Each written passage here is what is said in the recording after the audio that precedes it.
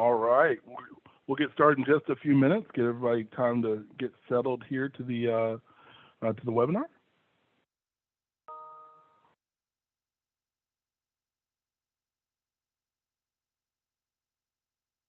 They're populating.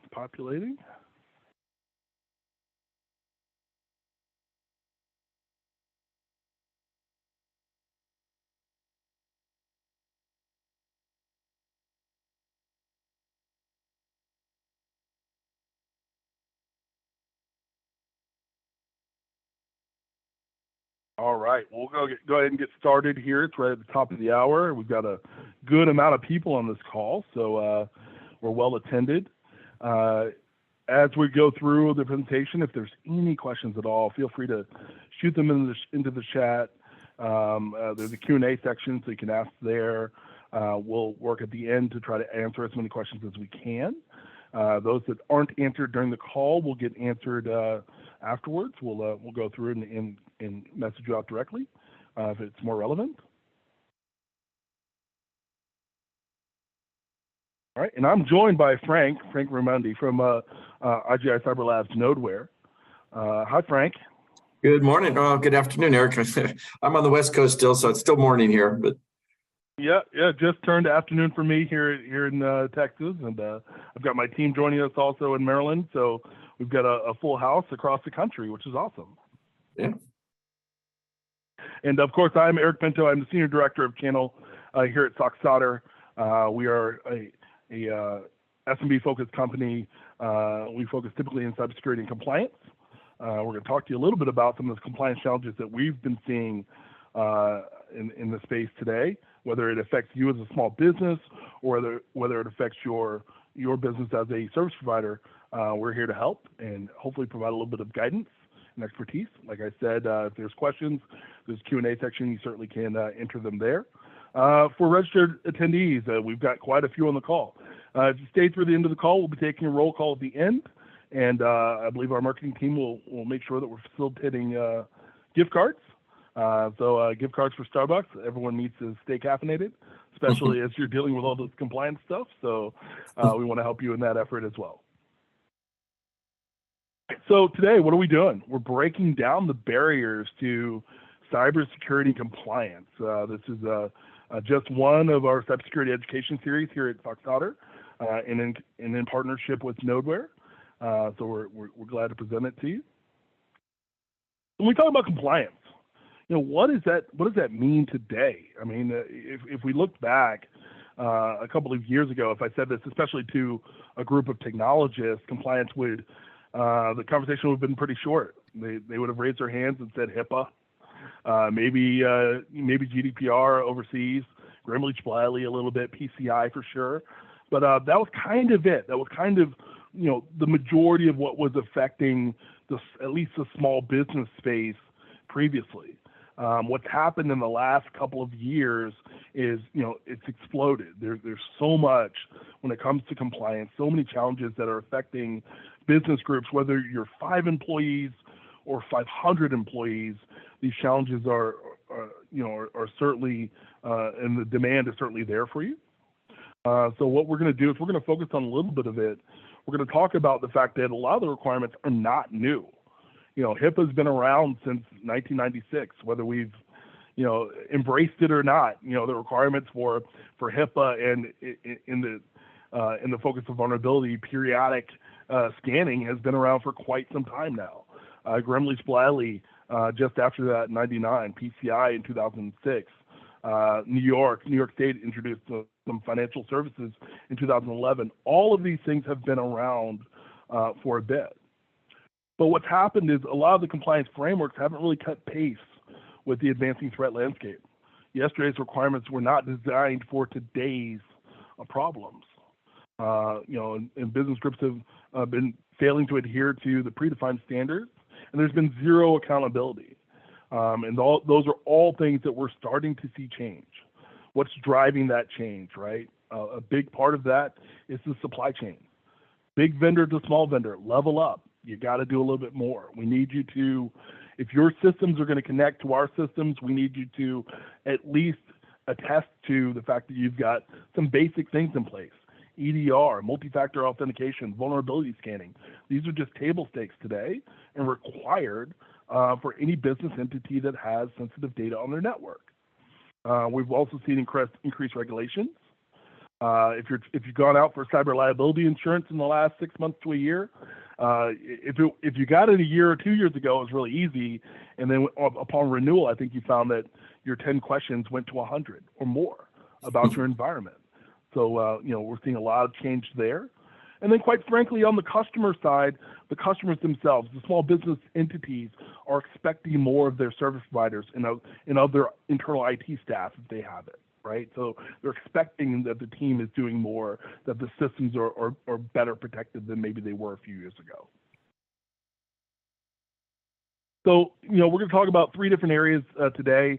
One, I'm just going to gloss over. I'm not going to go too deep into it. If you live in Utah, Connecticut, Virginia, Colorado, California, you absolutely need to know what's happening at a state level, in your area. If you do business in Utah, Connecticut, Virginia, Colorado, or California, you also should be aware of it, because you may have personally identifiable information. You may have information that crosses into the Privacy Rights Acts that have been initiated in each of these states.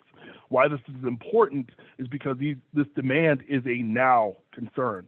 These things, all of these states, aside from California, are instituting these rules this year, and Colorado is just updating their rules this year. So these are concerns that, quite frankly, most of them are coming into vision right now. California was in January. The rest of them are in July and August, and then all the way into December. So this has really become a now problem if you do business in these states. So I want you guys to at least be aware of it. Where we're going to focus a lot of the time here is the FTC safeguards rule. It's something that Grimley Spiley has been around for quite a while. So a lot of us have been looking at it. I've been talking about GLBA again since like 99, 2000, and it sort of went over people's heads. It wasn't a primary concern. What's happened in the last 2 years is that the FTC and the government has come back in and said, all right, well, there are certain business entities that we're going to focus on as financial institutions, and we need them to do certain things to attest to their cybersecurity capability. Since then, we've seen a whole market spring up, and I'm speaking, I think, primarily right now to our service providers on the call, because this market has sprung up to, quite frankly, address deficiencies in your deployments to these types of end customers. So, in the car dealership space specifically, we've seen a couple of entities spring up, and they're directly calling all the associations, all the dealerships, all the manufacturers, and they're saying, hey, well, we can solve this problem for you. They're providing services like EDR. They're providing services like vulnerability management. They're providing services that would impede your ability to manage them using your current tools like RMM, right? So it's become, an issue of, if you are a service provider today and you're not aware of these concerns, then you run the risk of having someone else come and introduce it to your customer, maybe a long-time customer, and sway them away from services that you already could have provided. And I think that's a challenge, right? That's something that most business entities would want to at least be in front of, maybe work in partnership with some of these groups, or if it's competing services, lay out the services that you have available and have your customers subscribe to those versus going away from you to a third party. So who are these business entities, right? And Frank, you're probably as tuned in with this list as I am, right? So mortgage brokers and lenders, payday loan and wire transfer. I find this list interesting because it's so broad, right? I think the summary way to say it, right, is that if a business is dealing with consumers' data, right, whether it's for a loan or for any kind of financial information, it affects them, right? I mean, it may not be on the direct target list for some of them right off the bat. Car dealerships, as you said, is kind of the big obvious one because they're doing so many transactions. But all the rest of these guys, absolutely are liable for the same risk, the same problems. Yeah, and we've had groups that we've talked to, semi recently that have said, well, we don't actually do the loan. We just connect the two parties together. And quite frankly, if you're in the connection space, if you're connecting a buyer to a lender, then you also have to comply, which is really sort of interesting, right? Because you're not really facilitating the loan, but you are aware of all of the specifics. And well, you're touching that sensitive data, and that's the key that's the key sort of watchdog area there, right? If you're touching this consumer data, you better be protecting it. That's correct. So, I find this interesting. I just want to kind of lay this out there. This is not a definitive list. I am not a lawyer. So you can go through this with your client. You certainly can go to the FTC. They've got the more definitive lists there. And it will spell out each of these entities. But I think broadly, especially for our service providers, this is a great way to sort of at least know what's going on in the space, and you can kind of then go deeper in with your end client, figure out where they need to comply, and then you can at least suggest the right solution. So what is that? So we've kind of broken this down. This is the 9 steps to compliance. We've broken this down into a couple of categories here. And again, this isn't definitive, but I think it's a great start. So, they must design an information security program, and it has to be tailored to address the security risk of the organization. You have to have a game plan. You have to have a statement that says this is how we're securing our entity, right? It's a basic ask, but it's certainly included here. And I'll skip the next one. Conduct a risk assessment. So some level of self-attestation or third-party documentation of the risk that might affect that business entity. You have to implement safeguards to reduce the risk, access controls, MFA, encryption. Again, these are services that you likely already have in your wheelhouse. Monitor and test the effectiveness of the security program. Whether that be network detection in response, NDR, EDR, MXDR, MDR, XDR, vulnerability scanning, and a host of other services. Again, that if they're not in your wheelhouse today, they should be. You need to provide security awareness training, documented, trackable. You need to manage and maintain your infrastructure. You need to be able to implement an incident response plan. We can help with that. And then the two that I skipped. One is a designated qualified compliance manager. Why is that important? Because for the first time, especially in this space, someone that's on the letterhead of the business or has been at least assigned the power, from that business must step up and say that we are going to own this space. We're going to report to the board, to the senior leadership, where we are when it comes to this compliance. We're going to have check-ins and reviews with the board, and no one is absolved. And I think this is why it's really interesting, because if you're designated a qualified compliance manager, and that manager must then speak to the board, then no one can say, well, we didn't know.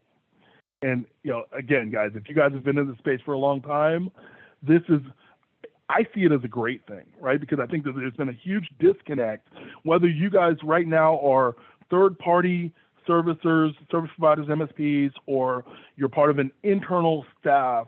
We've all had the problem where we sit down with someone that's above us within the organization. We lay out the problems, we lay out the challenge, and it goes unheard, right? No one's listening. We don't have the budget for it. Roadmap it for next year. Push it down, kick the can down the road, and that's been sort of the answer for the bulk of the compliance, frameworks that I showed on the first page. Yeah. So Eric, I'm sorry. I was just going to say, I think one of the interesting things that, and this isn't quite the recipe, and I think we'll talk about that in a little bit, right? But at least it is. Let's call it a roadmap, right? It's the recipe of things that need to be mixed, and how you mix them together, how extreme you go one way or the other. But for those people like you're talking about, that it's like, oh my gosh, there's so many things I need to do. Where do I start? How do I get there? This is at least sort of framing the story for that's affecting them. So Yeah, and the reason why I put this together was really to highlight the fact that these things independently are likely already in your stack, right? You're already at some level thinking about and partnered with someone that provides security awareness training. You're partnering with or thinking about, someone that does vulnerability scanning. XDR and firewall and EDR are already in your stack. But, have you connected the dots? And are you still, faced with the challenge that although I know I need to roll out these things, my customer is just saying no? And that's why I wanted to point out again that step 2 there, designated qualified compliance manager, that's really an ally for us, right? Because that's someone now that's signing on the dotted line that they understand what the controls are, what the questions are, right? And that they understand what the fix needs to be, right? And they're presenting that to the board or the executive leadership. It's a big step, and it's one that I think we all need to embrace. Now, the other side of that, monitor third-party systems and service providers. For the first time, they're also calling out the service provider, the outside MSP, the outsourced IT team. And you guys are specifically challenged. And I want to kind of dig into that. So you have to select service providers with the skill and the experience to maintain the appropriate safeguards. Contracts must spell out the end customer's security expectations. And you must build in ways to monitor the service provider's work and provide for a periodic reassessment of their suitability for the job. So where we have an ally on the inside with that compliance manager, we also have some responsibility as service providers, as the team that's providing services to the end customer, and you're likely going to be challenged for it. Now, for us as a vendor in this space, I think it comes down to reporting, making sure that we can provide you with robust reports that serve as evidence that the things that you've said are in place, and that they're working, and that you've got your team and our team working together to monitor it. I think that's a big step forward, and I think that in most of the way satisfies what's required here. But you want to make sure that not only do you have these tools, but that you have a way to present this stack of tools and these services and solutions that you have in place to the end client and to that compliance manager on a regular cadence, because you're required to. All right, and the last thing that I'm going to talk about in terms of compliance, and then we're going to open it up to some great Q&A, is CMMC. You guys have probably heard me, if you've been on any of my calls in the last couple of years, I've been ranting about CMMC. It is a select and niche space, so you are dealing only with your DoD contractors primarily, right? So somewhere up and down the supply chain of the DoD supply chain. It is interesting because it is a combination of the mix of the technologies that you already have deployed, which we see as only about 25% of the task, and then 75% documentation. Not telling me what, you can't just say what you've done, but you have to document your process, your policies, in the systems that you have in place. You have to do assessment. You have to have a gap assessment. You need to have a security plan. You need to have steps for remediation. So how do we get from where we are today to where we need to get to down the road, right? And there's a track for that. I mentioned it on this call because it's an area that we're well versed as an organization, and whether it's vulnerability, whether it's other systems, whether it's just working through the checklist, we're here to help you. So if that's an area of focus for you as an organization, feel free after the call to reach out to our team, and we'll at least talk to you about our coaching programs. We'll talk to you about the structure that we've got in place and the tools that we have in place to help the client get there. The long road. CMMC right now, we're still looking at probably 12 to 18 months to sort of the audit, but you can't wait, and this is maybe guidance that you can share with your end client. You can't wait 18 months for it to show up on the contract. By then it's too late. As it shows up on the contract, and the expectation is that you've already been audited or you're prepared for audit. If you haven't even started in the process, you won't be able to show or prove enough evidence of the systems you have in place. You need 6 to 8 months. need 12 months of evidence in certain cases. So it's not something that you can start a year from now and hope to be compliant. Eric, maybe explain, just before you go to the Q&A, sort of who typically is asking for this or requiring this. And maybe you mentioned it, I just didn't hear it, but just sort of, because I hear it a lot as well. It's, oh, are you CMMC? But I don't know, so maybe just clarify who needs it and when they need to start processing. That's great. I'll double down on it. Yeah, it is the DoD, Department of Defense here in the U.S., Department of Defense, contractors, primarily. That's the focus area for it. You could be anywhere up and down that supply chain.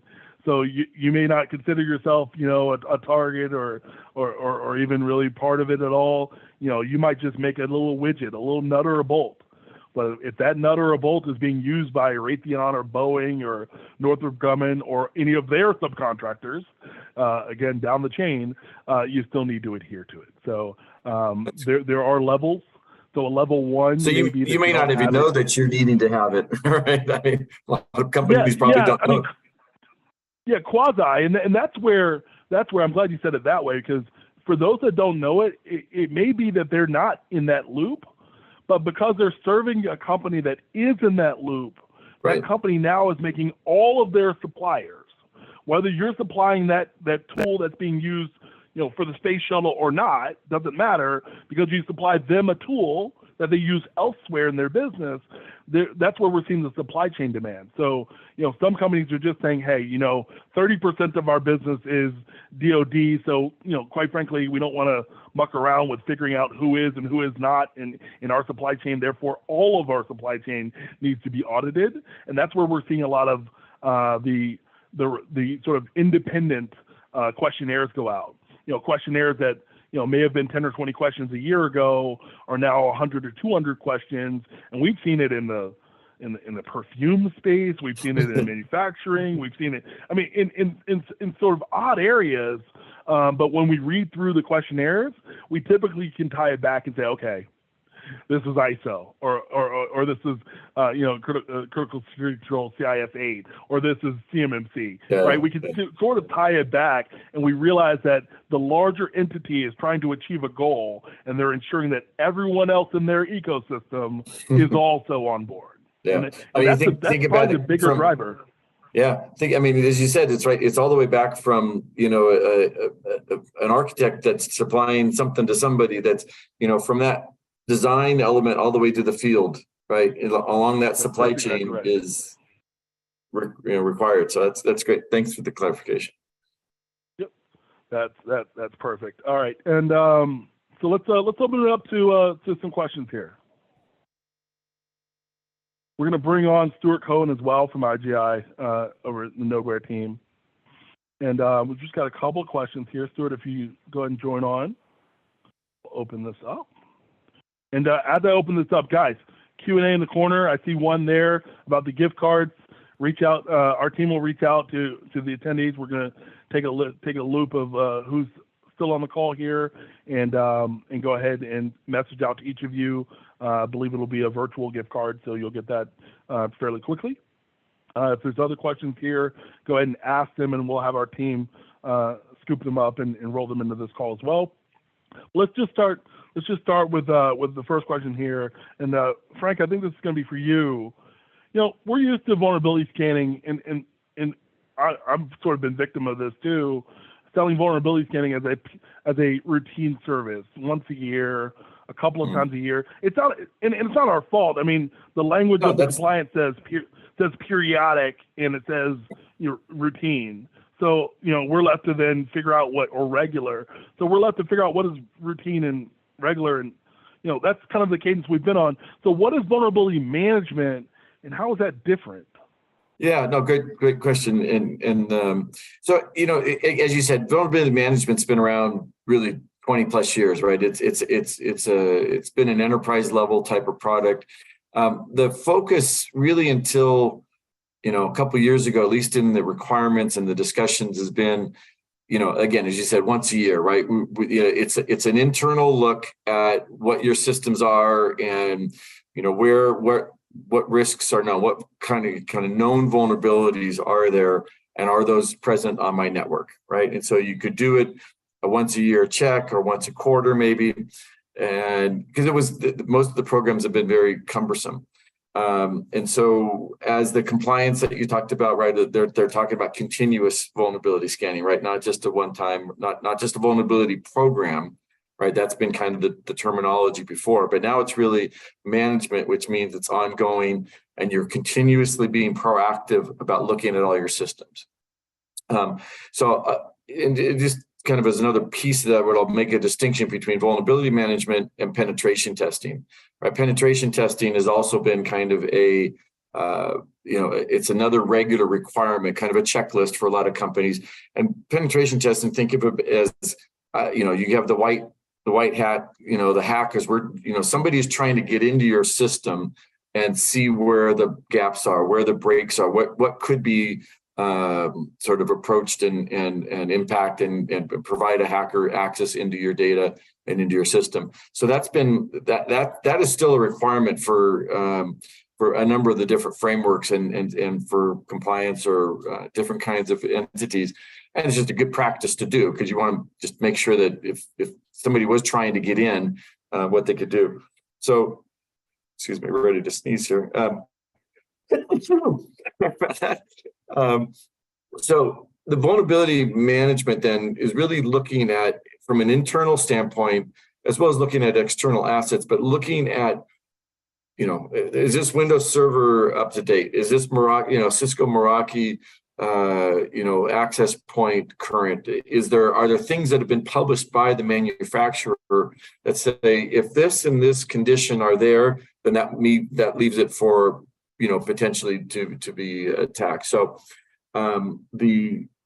what's different and how it's different, and specifically what Nodeware is doing is focusing on looking at every asset and putting a score on it, right? Being able to look at in depth and find what's missing, what's there that shouldn't be, or kind of everything in between or combination thereof.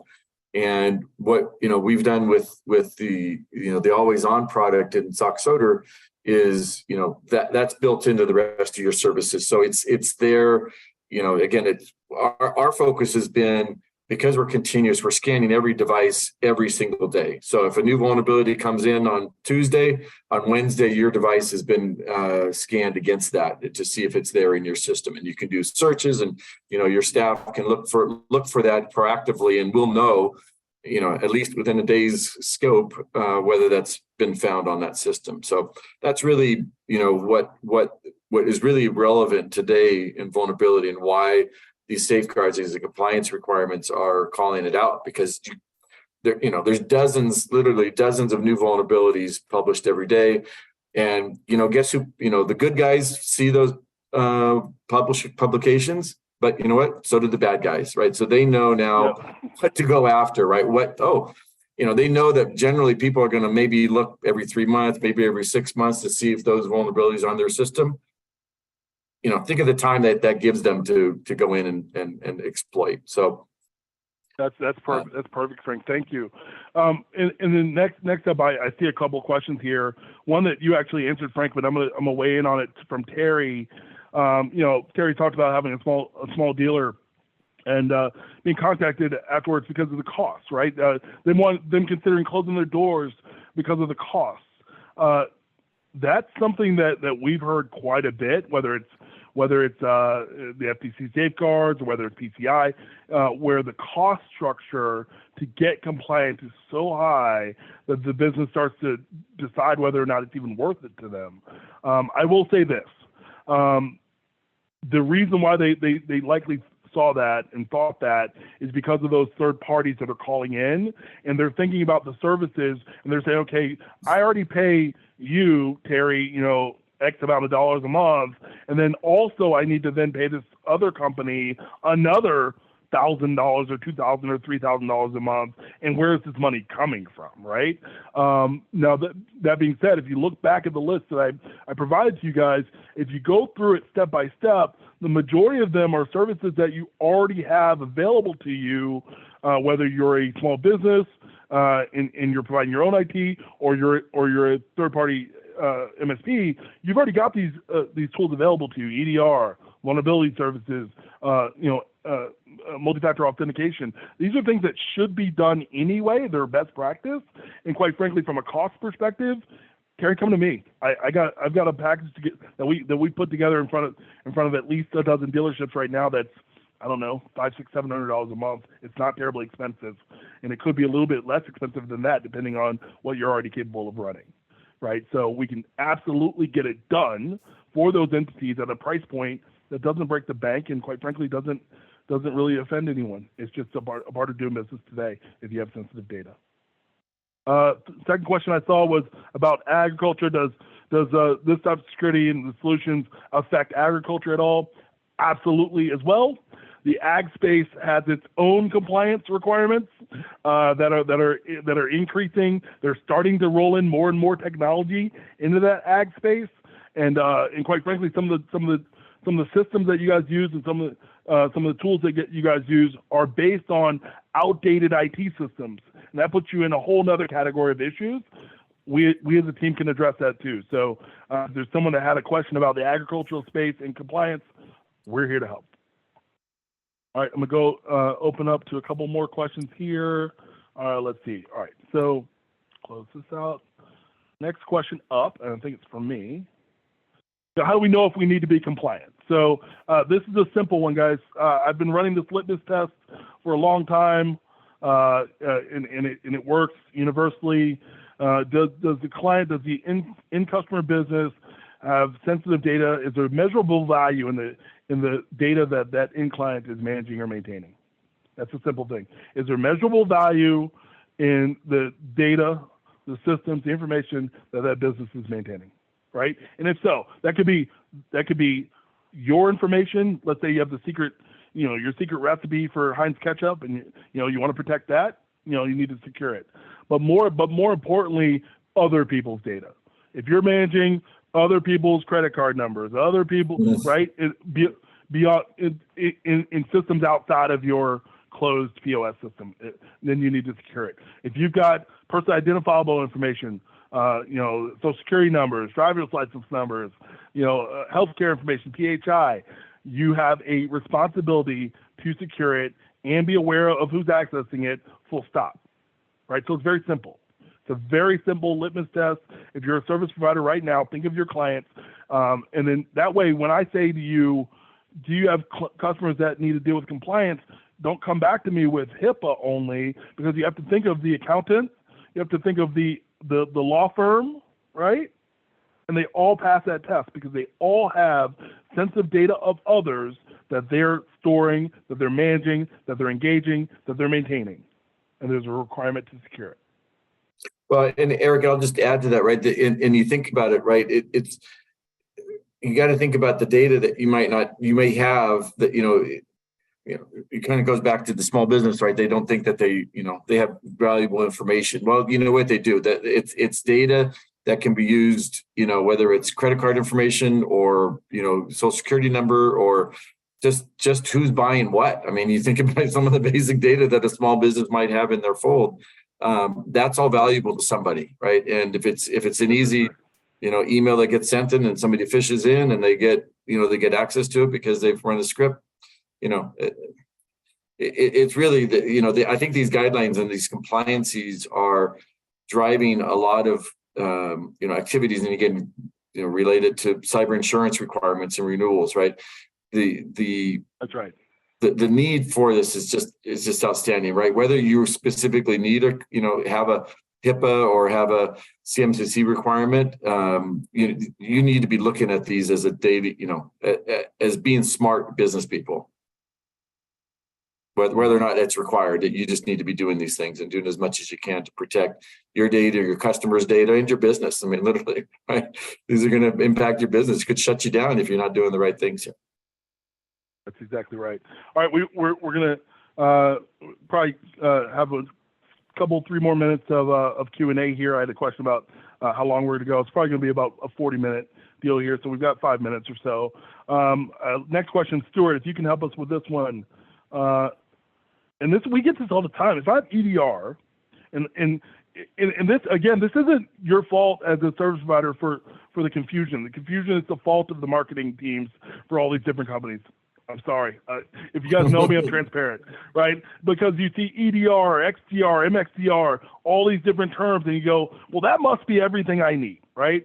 But why do I need continuous vulnerability scanning if I already have this advanced MXDR, EDR solution? Well, Eric, it's funny. One of the people that we work with, they make the comment that if you have anti-lock brakes, why do you wear your seatbelt? Right. And I think it's kind of a great analogy to use, right? If you have, if a threat happens, your EDR probably catches, right? That's the good news. The problem is, there's data out there now that if you're ransomware, 60% of the small businesses that have been ransomware have gone out of business because of the ransomware. So now it's, if you have a device on your system that is potentially vulnerable, right? If you have a new device that shows up on your network and you're not getting an immediate alert about it, those are two of the very specific reasons of why you need continuous vulnerability management. And the EDR won't find that, won't alert it, won't identify it to you. And, as you mentioned earlier with the pen test, right? If you do a pen test, even if you do it once a month, there are 29 days, 30 days where a device can get in your network, can have a vulnerability, can get to your data, and can wipe you out. And those are the things that I think you need to be aware of. And it's fascinating to me. We talk to people who say, well, I do a pen test once a quarter. And then you say, well, what are you doing for the other, 90 days? Are you worried at all? Are you don't get any alerts when a new device shows up? So it comes back to, how critical is your data? How secure is it? And how prepared are you if something happens? You're muted, Eric. You're on mute. Oh, I got it. That's perfect, Stuart. The other thing I would always add is people always say, they talk about proactive versus reactive, right? Is the other big piece of it.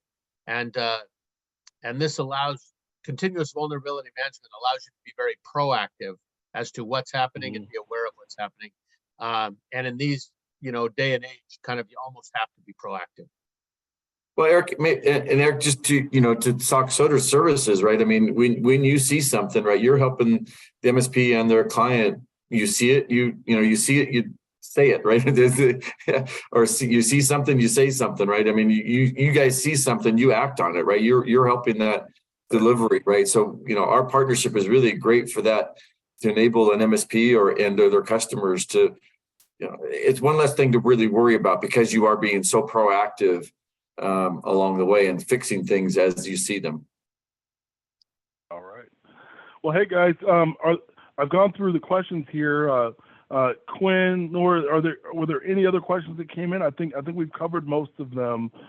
Greg, I'm gonna answer your question about partner contacts at SockSouter right now. I'll go to that next, and then there was one about healthcare, Eric. How do we access the healthcare? Yeah, I wasn't sure what that meant. If you want to ask more about the healthcare, you certainly can do that. And then is it possible that vulnerability scanning might not fetch out something? Yeah, correct. I mean, I think that's what Stuart was talking about, George. The vulnerability scanning is a tool. EDR is a tool.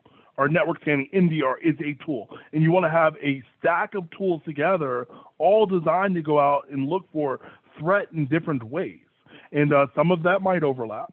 But the whole goal is to have a bunch of different mousetraps out there to try to catch the threat before it impacts your business.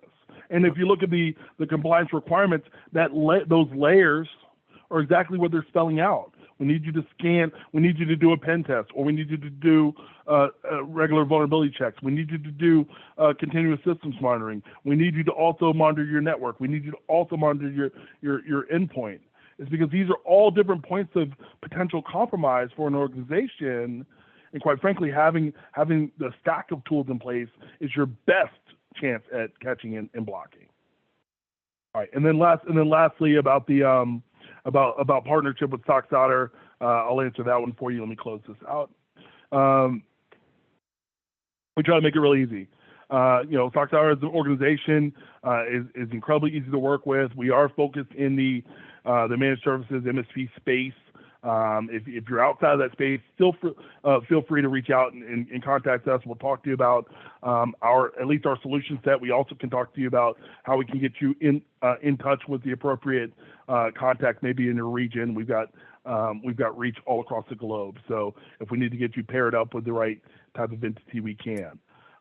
We offer a very comprehensive stack of solutions. That's everything from your network monitoring, your cloud monitoring, your endpoint monitoring, your vulnerability services, and compliance. So it's a wide scope of services designed to meet or exceed the demands that you see in the FTC safeguards, the demands that you see in CMMC, in HIPAA, and all these other compliance challenges.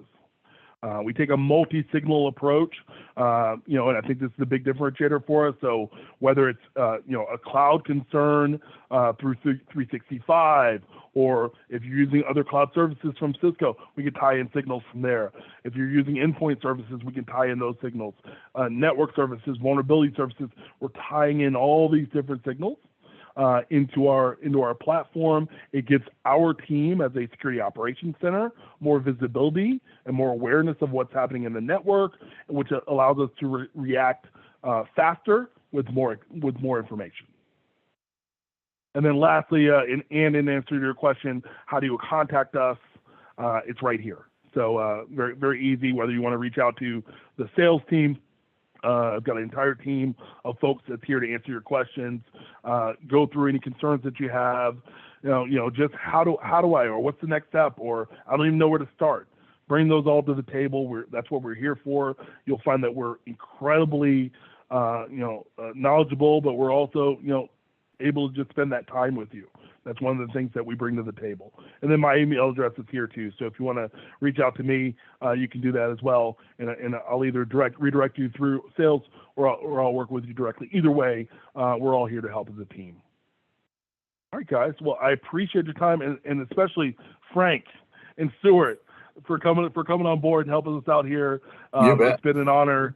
I hope you guys enjoyed this. It was 45 minutes or so. We'll get you out a couple minutes earlier than that, so you can have the rest of the time to yourself for the hour. As far as the gift cards, we'll be going through the list and emailing out them out to the participants. And again, thank you for your time today. Thank you, everybody. Thank you.